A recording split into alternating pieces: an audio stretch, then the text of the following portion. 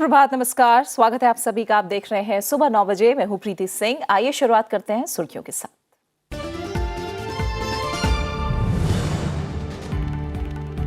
राष्ट्रपति के अभिभाषण पर धन्यवाद प्रस्ताव पर संसद के दोनों सदनों में चर्चा आज भी रहेगी जारी।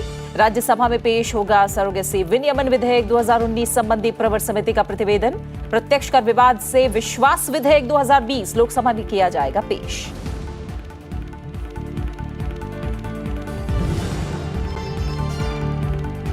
लखनऊ में आज से शुरू हो रहा है 11वां डेफ एक्सपो।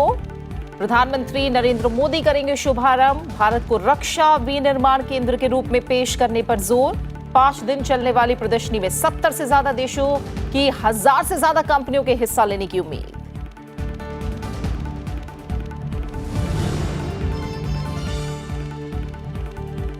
जीएसटी बिल लेने पर ग्राहकों को मिल सकता है 10 लाख से 1 करोड़ रुपए तक का इनाम। पक्का बिल लेने के लिए ग्राहकों को प्रोत्साहित करने को लेकर सरकार लाने जा रही है लॉटरी योजना। उपभोक्ता कल्याण कोष से दिया जाएगा इनाम।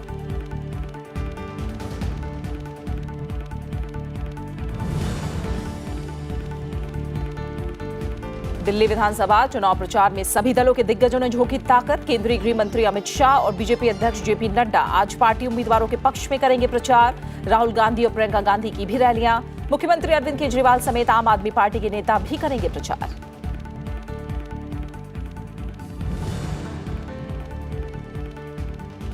और चीन में कोरोना वायरस का कहर जारी। मंगलवार को 65 और लोगों की मौत के बाद अब तक 490 मौतें। बेल्जियम में सामने आया कोरोना वायरस से संक्रमण का पहला मामला। भारत में बरती जा रही है पूरी सतर्कता। केंद्रीय स्वास्थ्य सचिव ने की राज्यों की तैयारियों की समीक्षा।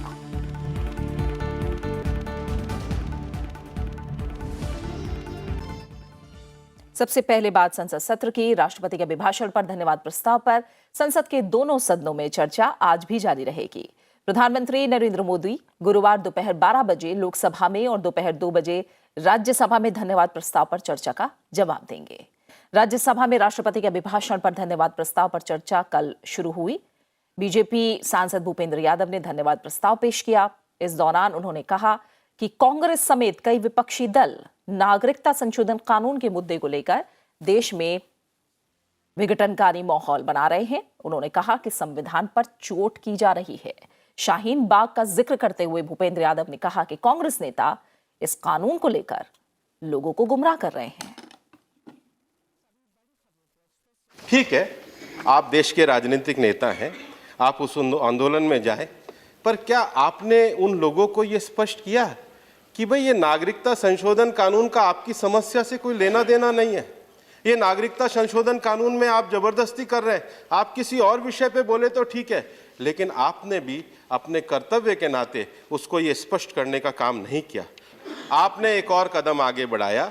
आपने आगे कदम बढ़ाकर अपनी राज्य सरकारों से भी प्रस्ताव पारित करा। ये तो शुक्र है एक दिन कपिल सिब्बल जी बहुत ईमानदारी से कह बैठे कि राज्य सरकारों को इसको विरोध नहीं करना चाहिए। ये अलग बात है कि कांग्रेस के दबाव में अगले दिन 180 डिग्री बदल गए, पर सच्चाई यही है कि आपने वापस से संविधान पर चोट करने का काम किया है। कि जब हम देश में इकोनॉमिक इंक्लूजन के लिए जैम की जो त्रिमूर्ति है, जनधन, आधार और मोबाइल को लेकर के आए हैं, तो फिर विरोध आपकी तरफ से क्यों होता है? आधार को आपकी तरफ से सुप्रीम कोर्ट में चुनौती क्यों दी जाती है?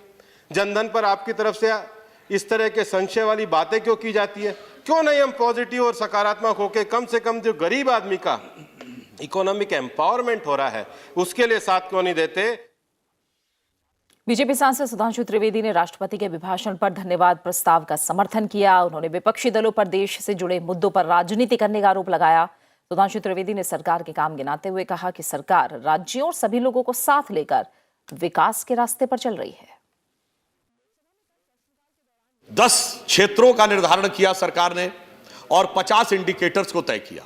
वो 10 क्षेत्र हैं: agriculture, commerce and industry, human resource development, public health, infrastructure, economic governance, social welfare, judiciary and public security, environment and citizen centric governance.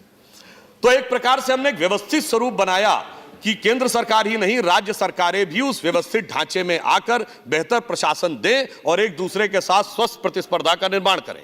जब हमने प्रशासनिक सुधारों की बात की तो डीबीटी से लेके जीएसटी और जीएसटी से लेके सीडीएस तक कोई भी क्षेत्र हमने छोड़ा नहीं, क्योंकि मोदी जी का यह विचार है कि बाकी लोग तो कहते हैं मुझे अमुक वर्ग के लिए करना है, अमुक क्षेत्र के लिए करना है, कुछ लोग कहते हैं बहुत लोगों के लिए करना है, परंतु हमें सबके लिए करना है, क्योंकि हमारा सिद्धांत है सर्वे भवन्तु सुखिनः।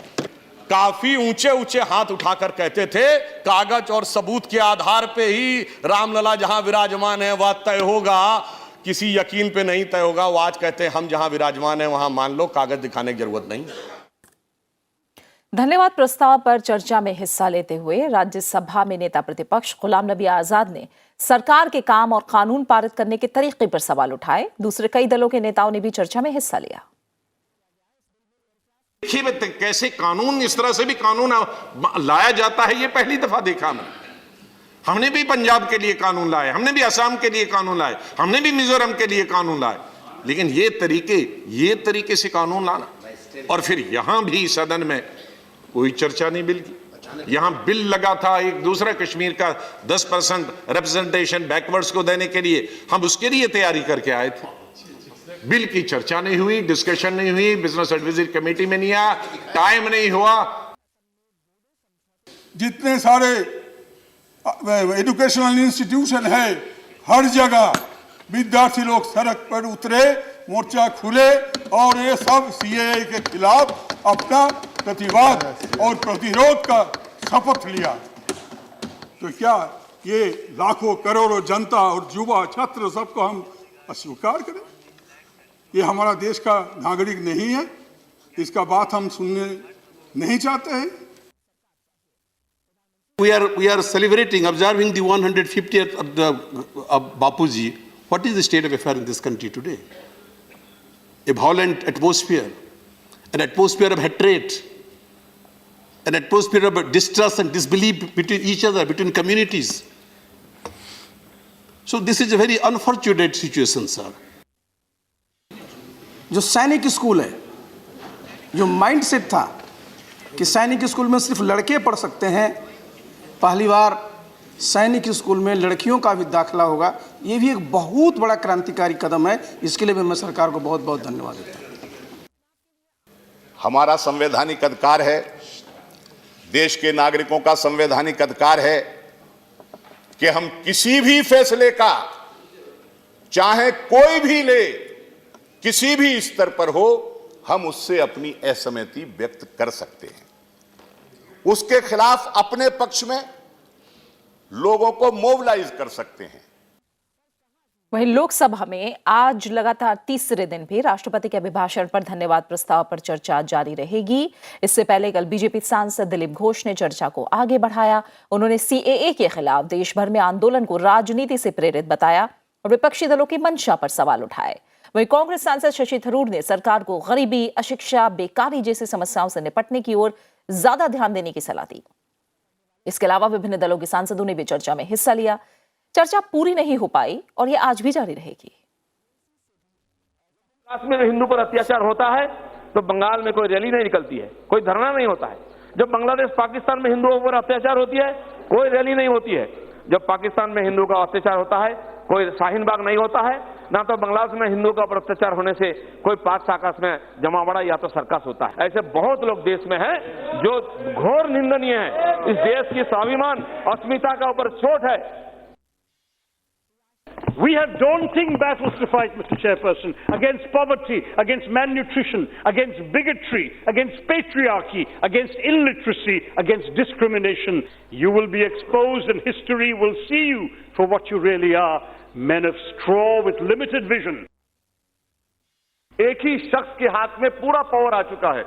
जो सेपरेशन ऑफ पावर्स में अदलिया थी, लेजिस्लेचर, एग्जीक्यूटिव, अब लगता है कि एक ही फर्द में ये तमाम चीजें समा जा चुकी हैं जो हमारी जमहूरियत के लिए बहुत बड़ा खतरा साबित हो रहा है। सर, धन्यवाद प्रस्ताव पर चर्चा के अलावा दोनों सदनों में कई अहम कामकाज भी निपटाए जाएंगे। सांसद भूपेंद्र यादव, अमी याज्ञिक और रवि प्रकाश वर्मा सरोगेसी विनियमन विधेयक 2019 संबंधी प्रवर समिति का प्रतिवेदन राज्यसभा में पेश करेंगे। वहीं लोकसभा में वित्त मंत्री निर्मला सीतारमण प्रत्यक्ष कर विवाद से विश्वास विधेयक 2020 पेश करेंगे। आइए ज्यादा जानकारी के लिए रुक करते हैं। हमारी सहयोगी कृति मिश्रा इस समय हमारे साथ जुड़ चुकी हैं। कृति, कामकाज को देखें तो राष्ट्रपति का अभिभाषण पर धन्यवाद प्रस्ताव पर दोनों ही सदनों में चर्चा आज भी जारी रहनी है और गुरुवार के दिन प्रधानमंत्री इस पर चर्चा पर जवाब भी दे सकते हैं। इसके अलावा सरोगेसी विनियमन विधेयक 2019 संबंधी प्रवर समिति का प्रतिवेदन है जो राज्यसभा में पेश होना है। साथ ही देख रहे हैं हम कि प्रत्यक्ष कर विवाद से विश्वास विधेयक 2020 लोकसभा में पेश किया जाएगा। कुल मिलाकर कामकाज के लिहाज से एजेंडे के हिसाब से कितना अहम दिन है आज? जी हाँ प्रीति, देखिए अगर पहले राज्यसभा की बात की जाए तो हमने देखा कि कल किस तरह से जो राष्ट्रपति का अभिभाषण है उस पर धन्यवाद प्रस्ताव पर चर्चा आरंभ हुई। भूपेंद्र यादव ने इस चर्चा की शुरुआत की और साथ ही साथ उन्होंने कहा कि एनडीए सरकार में जो देश की सिक्योरिटी है, जो नेशनल सिक्योरिटी है, वो काफ़ी मजबूत हुई है और साथ ही साथ जो सीडीएस का गठन हुआ है उसकी भी उन्होंने तारीफ की। शाहीन बाग पर उन्होंने हमला बोला और कहा कि इससे जो युवा हैं उनके दिमाग में जहर भरा जा रहा है। वहीं अगर हम विपक्ष की बात करें तो हमने देखा कि किस तरह से leader of opposition Ghulam Nabi Azad ने सरकार पर हमला बोला, चाहे वो 370 पर हो या फिर सीएए पे हो। आज ये चर्चा जारी रहेगी। इसके अलावा अगर हम राज्यसभा की बात करें तो प्रवर समिति की जो प्रतिवेदन है जो सरोगेसी बिल पर है, आपको याद होगा कि पिछले सत्र में इसका गठन हुआ था। इसके बाद डिटेल्ड इस पर स्टडी की गई, इसमें रिकमेंडेशंस दिए गए और ये जो बिल है सरोगेसी रेगुलेशन बिल, जो कमर्शियल सरोगेसी है उसको बैन करने वाला बिल है। वहीं इसके अलावा अगर हम लेजिस्लेटिव कार्य की बात करें और लोकसभा की बात करें तो देखिए बेहद ही महत्वपूर्ण बिल आज पेश किया जाना है, जो डायरेक्ट टैक्सेस विवाद से विश्वास बिल जो 2020 का है। देखिए हम लगातार देखते आए हैं कि किस तरह से सरकार ने कहा है कि जो वेल्थ क्रिएटर्स हैं उनको सम्मान देने की जरूरत है। वहीं इकोनॉमिक सर्वे की बात करें या बजट की बात करें तो कहीं ना कहीं थीम वेल्थ क्रिएशन पे थी। तो इस बिल से जो आगे जो रास्ता है वो ये है कि कितने जो डिस्प्यूट हैं टैक्सेस के, अगर देखिए डायरेक्ट टैक्सेस के डिस्प्यूट की बात की जाए तो तकरीबन 5 लाख ऐसे डिस्प्यूट हैं। इस बिल में ये प्रावधान किया है कि किस तरह से उन पर इंटरेस्ट माफ करके और जो 31 मार्च तक हैं उसको किस तरह से आगे बढ़ाया जाए और जितने भी डिस्प्यूट हैं उनको खत्म किया जाए। तो ये बेहद ही महत्वपूर्ण बिल है जो आज लोकसभा में पेश किया जाएगा। वहीं लोकसभा में जो राष्ट्रपति के अभिभाषण पर धन्यवाद प्रस्ताव पर चर्चा आज भी जारी रहेगी। तीसरे दिन भी जारी रहेगी। फिलहाल बहुत बहुत शुक्रिया आपका कृति, हमारे साथ जुड़ने के लिए, संसद भवन परिसर से तमाम जानकारी संसद सत्र को लेकर हम तक पहुंचाने के लिए। आइए कुछ और अहम खबरों का रुख करते हैं। समुद्री क्षेत्र की निगरानी की जिम्मेदारी संभालने वाले भारतीय तटरक्षक बल की ताकत को और बढ़ाने की तैयारी की जा रही है। समुद्री रास्तों से राष्ट्रीय सुरक्षा को पैदा होने वाले खतरे में बढ़ोतरी के मद्देनजर संसद की लोक लेखा समिति ने सरकार से तटरक्षक बल को सशक्त करने के लिए जांच, गिरफ्तारी और जरूरत पड़ने पर सामान या नाव जब्त करने के अधिकार देने की सिफारिश की है। संसद में मंगलवार को रखी गई पीएसी की रिपोर्ट में सरकार से इसके लिए आवश्यक कानून बनाने की सिफारिश की है।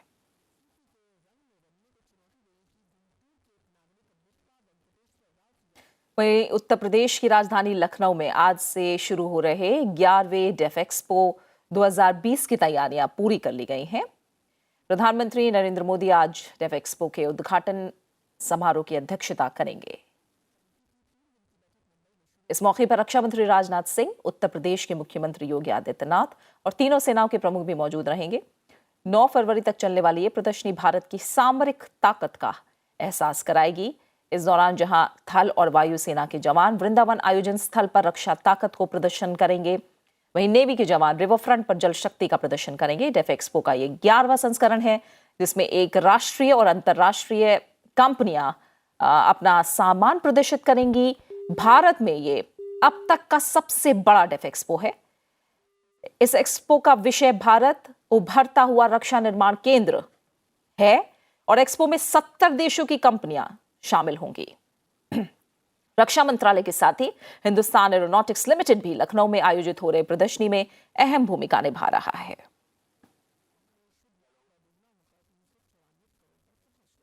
जितना हमने सोचा था उससे कहीं ज्यादा ग्रैंड और कहीं ज्यादा भव्य यह इवेंट होने जा रहा है और 70 से भी ज्यादा कंट्रीज और 1000 से भी ज्यादा एग्जीबिटर्स के साथ यह देश का अब तक का सबसे बड़ा डिफेंस एक्सपो है। एग्जैक्ट फिगर यदि मैं बताऊं तो 856 इंडियन कंपनीज पार्टिसिपेट कर रही हैं और 172 फॉरेन कंपनीज इसमें पार्टिसिपेट कर रही हैं।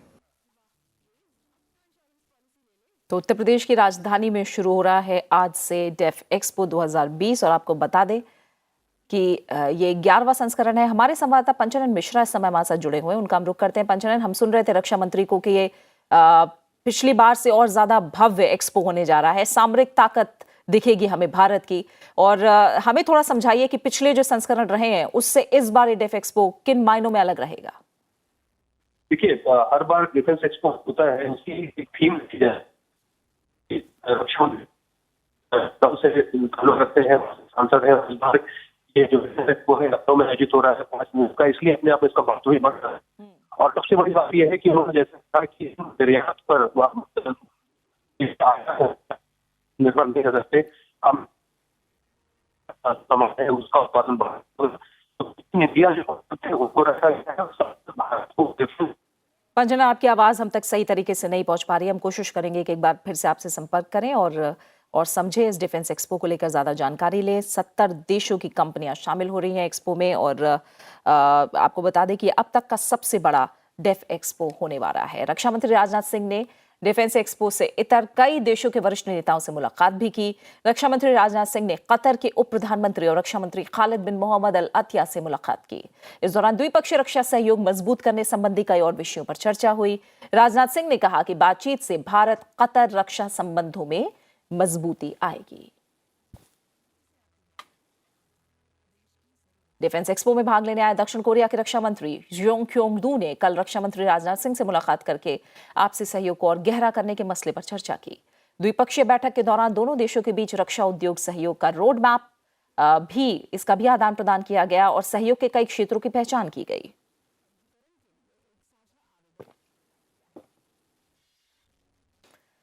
सीडीएस जनरल बिपिन रावत ने मंगलवार को कहा कि सशस्त्र बलों के कर्मियों की पेंशन के लिए बजट आवंटन में वृद्धि का समर्थन नहीं किया जा सकता है और जवानों की सेवानिवृत्ति की उम्र बढ़ाकर 58 वर्ष तक करने की व्यवहारिकता की पड़ताल करने के लिए सेना के तीनों अंग अध्ययन कर रहे हैं। उन्होंने कहा कि सेना के 1/3 कर्मी 58 साल तक सेवा दे सकते हैं। वित्त मंत्री निर्मला सीतारमण ने मंगलवार को कहा कि उद्योग जगत को झिझक छोड़कर देश की आर्थिक वृद्धि में तेजी लाने के लिए निवेश करने की जरूरत है। उन्होंने वृद्धि को गति देने में भागीदारी पर जोर देते हुए कहा कि सरकार पहले ही कई उपाय शुरू कर चुकी है और कई अन्य कदम उठाने के इच्छुक है। बजट के बाद उद्योग मंडल भारतीय उद्योग परिसंघ में परिचर्चा के दौरान उन्होंने कहा कि मेक इन इंडिया के स्थान पर असेंबल इंडिया को प्राथमिकता देने की सरकार की कोई नीति नहीं है। I strongly believe industry today will have to come out of that hesitation which you have held in, and rightly held in your mind, but I think it's time now to come out of the hesitation. It's now time for all of us to pull our weight along, make sure that the economy has the support of each one of us. We each one will have to become the engine for pulling this economy up. After all, the enterprise, the spirit of enterprise is yours. We are here to facilitate.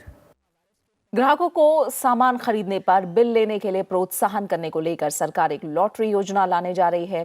इसके तहत 10 लाख रुपए से 1 करोड़ रुपए तक का इनाम देने की पेशकश की जाएगी। ग्राहक खरीदारी से जो बिल लेंगे उसी के जरिए वो लॉटरी जीत सकेंगे। केंद्रीय अप्रत्यक्ष कर और सीमा शुल्क बोर्ड के सदस्य जॉन जोसेफ ने कहा है कि जीएसटी के प्रत्येक बिल पर ग्राहक को लॉटरी जीतने का मौका मिलेगा। इससे ग्राहक कर चुकाने को प्रोत्साहित होंगे। योजना के तहत खरीदारी के बिलों को पोर्टल पर अपलोड किया जाएगा। वित्त मंत्री निर्मला सीतारमण की अगुवाई वाली जीएसटी परिषद प्रस्तावित लॉटरी योजना की समीक्षा करेगी।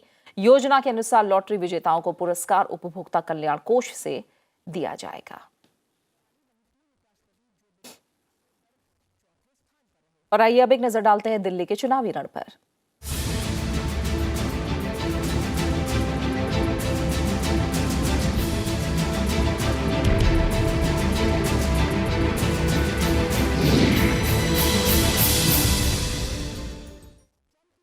दिल्ली विधानसभा चुनाव प्रचार के लिए अब करीब 32 घंटे का समय बाकी बचा है। सभी पार्टियों के दिग्गज चुनाव प्रचार में लगे हैं। बीजेपी ने चुनाव प्रचार में पूरी ताकत झोंक रखी है। गृहमंत्री और बीजेपी के वरिष्ठ नेता अमित शाह आज 4 जनसभाओं को संबोधित करेंगे। वो कोंडली, त्रिलोकपुरी, कृष्णानगर और गांधीनगर में चुनावी रैलियों को संबोधित करेंगे। पार्टी अध्यक्ष जेपी नड्डा भी जंगपुरा में एक जनसभा को संबोधित करेंगे। इसके अलावा उनका आदर्श नगर और त्रिनगर में रोड शो का भी कार्यक्रम है। वहीं अंतिम दौर के प्रचार में कांग्रेस ने भी पूरी ताकत झोंक रखी है। राहुल गांधी आज कोंडली और हौज खास में जनसभा करेंगे। इस दौरान कांग्रेस महासचिव प्रियंका गांधी भी उनके साथ मौजूद रहेंगी। साथ ही आम आदमी पार्टी भी जोर शोर से चुनाव प्रचार में जुटी है। पार्टी के नेता लगातार रोड शो कर रहे हैं। इस बीच दिल्ली के मुख्यमंत्री अरविंद केजरीवाल आज एक प्रेस वार्ता को भी संबोधित करेंगे।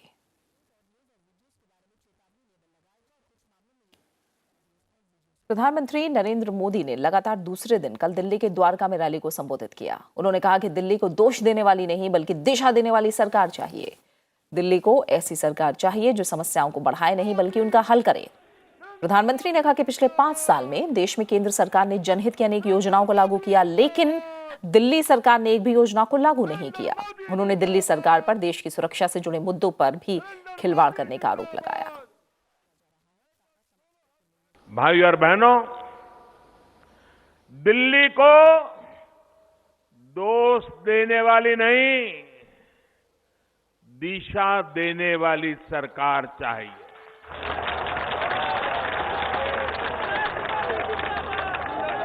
दिल्ली को रोड़े अटकाने वाली और नफरत फैलाने वाली राजनीति से मुक्ति चाहिए। दिल्ली को उलझाने वाली नहीं, सुलझाने वाली राजनीति चाहिए। दिल्ली को विकास की योजनाएं रोकने वाला नहीं, सबका साथ, सबका विकास पर विश्वास करने वाला नेतृत्व चाहिए। आम आदमी पार्टी ने दिल्ली विधानसभा चुनाव के लिए माफ कीजिएगा घोषणा पत्र जारी कर दिया है।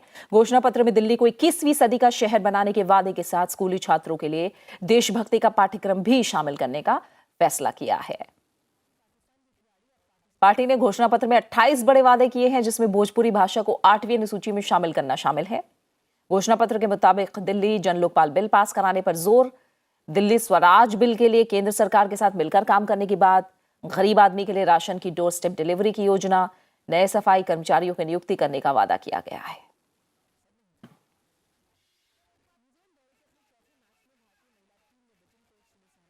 वहीं कांग्रेस ने भी चुनाव प्रचार अभियान को तेज कर दिया है। पूर्व कांग्रेस अध्यक्ष राहुल गांधी ने पार्टी उम्मीदवार के पक्ष में जंगपुरा में रैली की। इस दौरान उन्होंने दिल्ली की कांग्रेस सरकार की उपलब्धियों को गिनाया। उन्होंने कहा कि दिल्ली में मेट्रो से लेकर फ्लाईओवर तक कांग्रेस और शीला दीक्षित ने इसे बनाया। वहीं कांग्रेस महासचिव प्रियंका गांधी ने दिल्ली के संगम विहार में रैली को संबोधित किया। मेट्रो कांग्रेस पार्टी ने पूरा का पूरा इंफ्रास्ट्रक्चर, रोड, फ्लाईओवर किसने बनाया? Congress party, Sheila Dikshit. 15,000 electric buses हम आपके हवाले कर देंगे। जो हमने न्याय योजना चुनाव के समय कही थी 72,000 रुपए हर साल 5 लाख बीपीएल परिवारों को कांग्रेस पार्टी दिल्ली में दे देगी।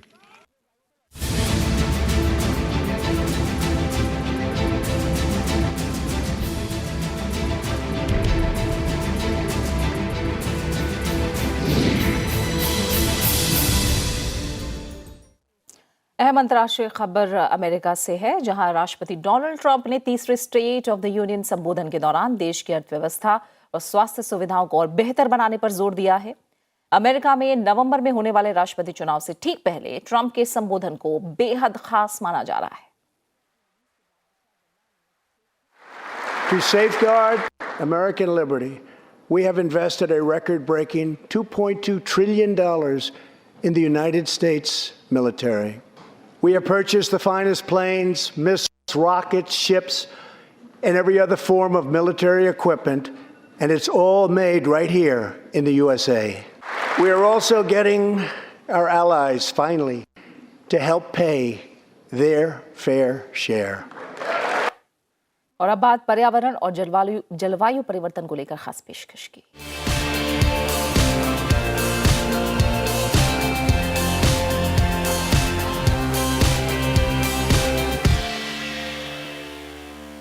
जलवायु परिवर्तन एक गंभीर चुनौती के रूप में हम सबके सामने खड़ी है।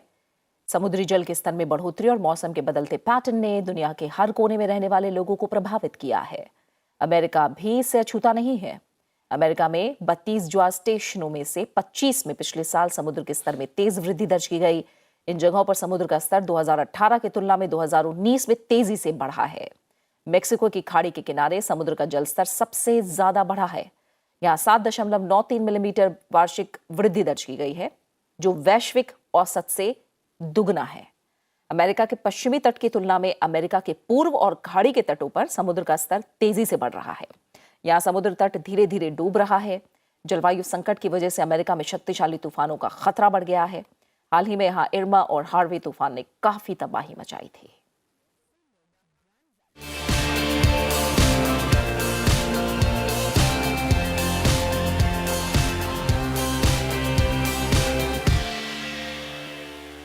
खबर चीन से, जहां कोरोना वायरस का कहर थमने का नाम नहीं ले रहा है। इस बीमारी से मरने वालों की तादाद बढ़कर 490 हो गई है।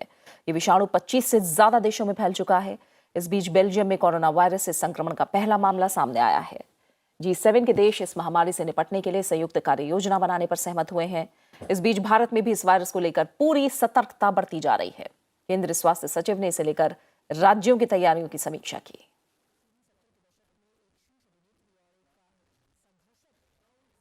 राष्ट्रपति भवन का मशहूर मुगल गार्डन आज से आम जनता के लिए खोल दिया जाएगा। इससे पहले एक महीने तक चलने वाले वार्षिक उद्यानोत्सव का कल शुभारंभ हो गया। राष्ट्रपति रामनाथ कोविंद ने उद्यानोत्सव की शुरुआत की। राष्ट्रपति भवन परिसर में स्थित इस आकर्षक उद्यान में करीब 10,000 की संख्या में ट्यूलिप, 138 तरह के गुलाब और 70 तरह के लगभग 5,000 मौसमी फूल हैं। अपने दुर्लभ और आकर्षक गुलाबों के लिए प्रसिद्ध इस उद्यान का इस बार मुख्य आकर्षण क्रेस द मोनाको नाम का गुलाब है। और यहाँ आने वाले लोगों को बगीचे के 3 हिस्सों में चतुर्भुज लंबे और गोल हिस्से के अलावा आध्यात्मिक उद्यान, हर्बल गार्डन और बोनसाई उद्यान भी देखने को मिलेंगे।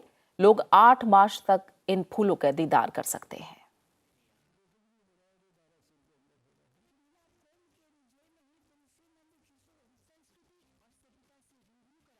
बात क्रिकेट की करेंगे। दक्षिण अफ्रीका में चल रहे अंडर 19 विश्व कप के फाइनल में भारतीय टीम पहुंच गई है।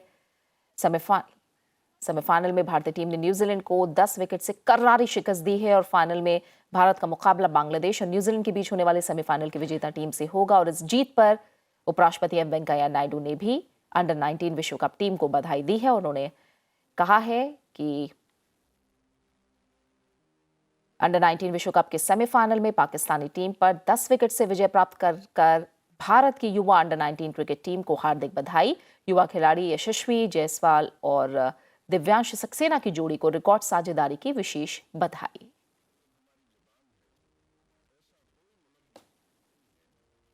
और इसी के साथ फिलहाल इस बुलेटिन में इतना ही। ब्रेक के उस पार आप देख सकते हैं ब्रेकफास्ट न्यूज। नमस्कार।